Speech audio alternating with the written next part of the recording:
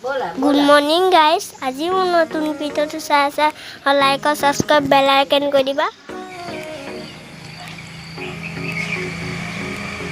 চুমু খাই দাদা চুমু খাই দিয়া গুড মৰ্নিং কৈ দিয়া গুড মৰ্নিং এনেকৈ কৈ দিয়া দাদা উঠি আহিলে নি